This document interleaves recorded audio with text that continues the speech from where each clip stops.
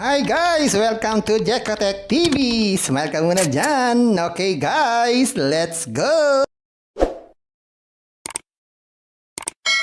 And guys, ito yung kanilang sign up form. So click natin tong sign up. Yan. So dalawang bagay lang ilalagay natin. Mobile number, tsaka password. Gawin na natin. Yan. Ganyan lang. Kasimple-simple. Click lang sign up.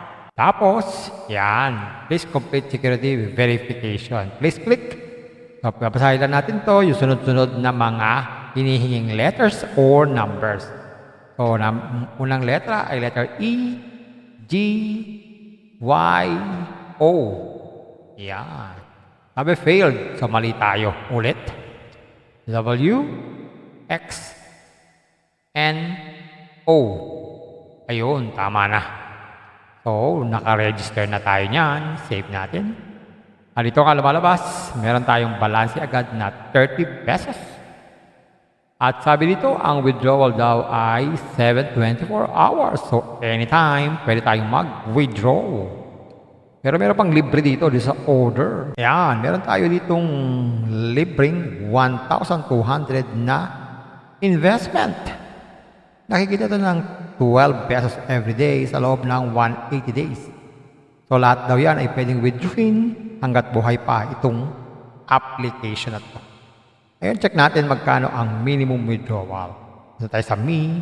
Lagay tayo ng bank dito sa bank account. Yan, pili tayo ng bank name, GCash. Ilagay ang GCash name at saka GCash number. Yan, ganyan lang. Click natin submit. Success na. Check na natin ang withdrawal wallet. Yan, so ang minimum withdrawal pala ay 100.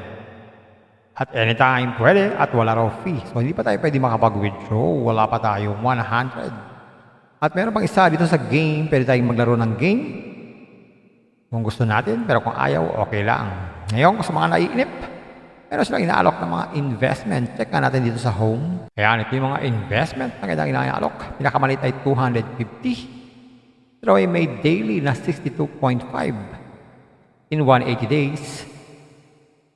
Ang susunod ay 400 na may 104 every day. Ang susunod ay 800 na may 216 every day. At meron ding 16448 naman ang every day. At gawin lang, click lang itong view and yan, place an order, pay. Sabi, please choose payment. Pili tayo ng gateway 1, tapos pay, processing. So, mapapunta tayo sa GCash. Login tayo. Next. Ayan. Scan lang itong QR code, mag-transfer ng fund, ayun. Meron tayong investment, pwede na tayong mag-withdraw every day. So meron din silang wallet, pwede tayong mag-check ng ating wallet. At meron sila ditong FAQ, yung madalas na mga tanatanong sa ating mga nakikita application at official channel para makipagkwentuhan. At payment record, nandyan yun po. At meron silang about us para mabasa natin kung anong klaseng application to at mag-log out na lang kung ayaw natin sa application na to. Ayan guys, isang application na naman. Ang masasabi ko, wala tayong kasiguruhan kung ito tatagal o sandali lamang. Kaya sa mga nandyan na nadaan lang dito sa aking channel na naghahanap ng ang matagalang online earning app, pwede naman kayo sumali dito sa libre. Maaaring makawithdraw din kung buhay pa itong application na ito. Pero, hindi ko masasabi kung ito'y pangmatagalan. Sa mga risk taker, alam ko naman kahit ano, kanya pasok nyo. Pero basa-basa din bago mag-invest. Pampaalala, ang ganitong mga application, minsan tumatagal, pero minsan sandaling-sandali lamang. Kagaya itong application na to, ang hula ko dito, tatagal ito mga 4 to 5 days. Pag sumobra dyan, swerte na tayo.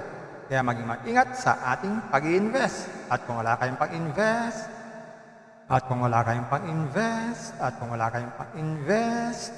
Kung may free, sa free na lang muna tayo. Kung may free, sa free na lang muna tayo. At sa pampaalala, ang ganito mga application, minsan tumatagal, pero minsan sandaling-sandali lamang.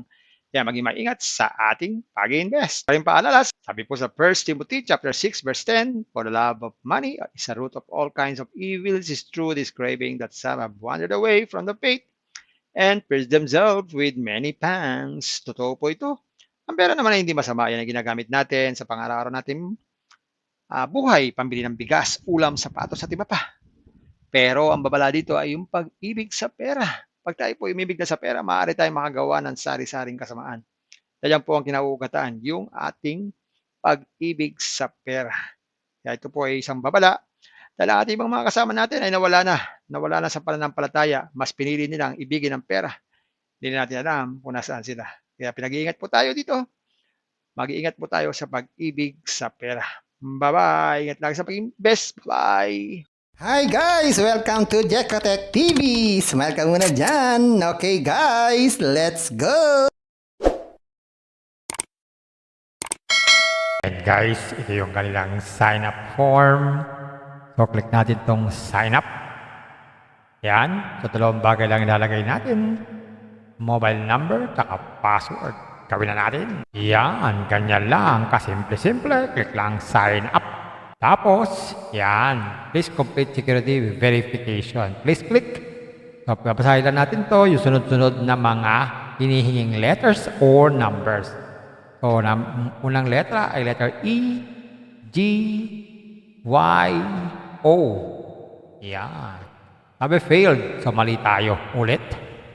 W, X, N, O. Ayun, tama na. So, naka-register na tayo niyan. Save natin. At dito ka lumalabas, meron tayong balance agad na 30 pesos. At sabi dito, ang withdrawal daw ay 7-24 hours. So, anytime, pwede tayong mag-withdraw. Pero meron pang libre dito sa order. Ayan, meron tayo ditong libreng 1,200 na investment.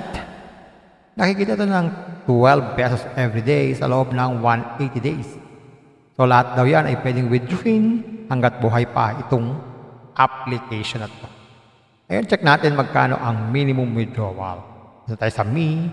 Lagay tayo ng bank dito sa bank account. Yan, pili tayo ng bank name, GCash. Ilagay ang GCash name at saka GCash number. Yan, ganyan lang. Click natin submit. Success na. Check na natin ang withdrawal wallet. Yan, so ang minimum withdrawal pala ay 100. At anytime pwede at wala raw fee. So hindi pa tayo pwede makapag-withdraw. Wala pa tayong 100. At meron pang isa dito sa game. Pwede tayong maglaro ng game. Kung gusto natin, pero kung ayaw, okay lang. Ngayon, sa mga naiinip, meron silang inaalok ng mga investment. Check nga natin dito sa home. Ayan, ito yung mga investment na kailangan inaalok. Pinakamalit ay 250. Pero ay may daily na 62.5 in 180 days.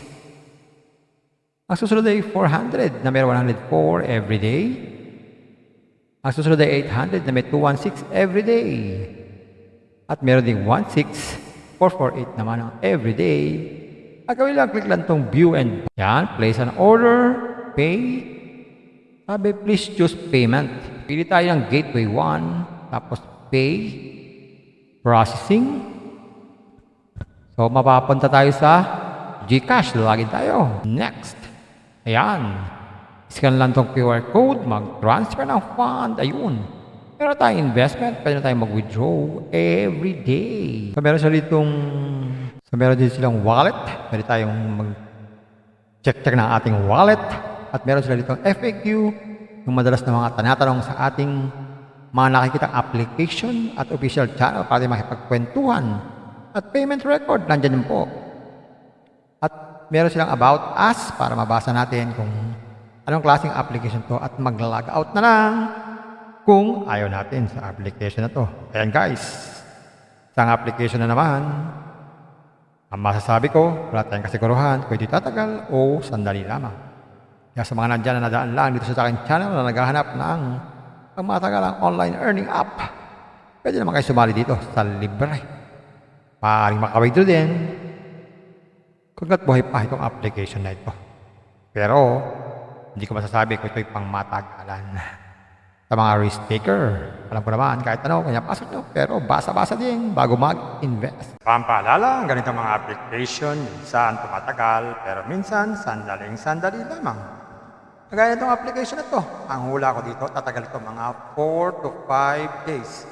Pag sumobra dyan, swerte na tayo. Kaya maging maingat sa ating pag-invest. At kung wala kayong pag-invest,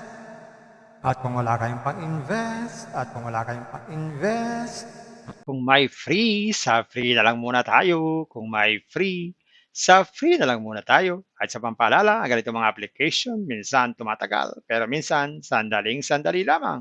Kaya maging maingat sa ating pag-invest. Paring paalala, sabi po sa 1 Timothy chapter 6 verse 10, for the love of money is a root of all kinds of evils, is true this craving that some have wandered away from the faith and pierced themselves with many pangs. Totoo po ito. Ang pera naman ay hindi masama. Yan ang ginagamit natin sa pang-araw-araw natin buhay, pambili ng bigas, ulam, sapatos at iba pa. Pero ang babala dito ay yung pag-ibig sa pera. Pag tayo po umibig na sa pera, maaari tayong makagawa ng sari-saring kasamaan. Yan po ang kinauugatan, yung ating pag-ibig sa pera. Kaya ito po ay isang babala dahil ang ating ibang mga kasama natin ay nawala na sa pananampalataya. Mas pinili nilang ibigin ang pera. Hindi na natin alam kung nasaan sila. Kaya pinag-iingat po tayo dito. Mag-iingat po tayo sa pag-ibig sa pera. Bye-bye. Ingat lagi sa pag-invest. Bye. Hi guys! Welcome to Jekatech TV! Smile ka muna dyan! Okay guys, let's go!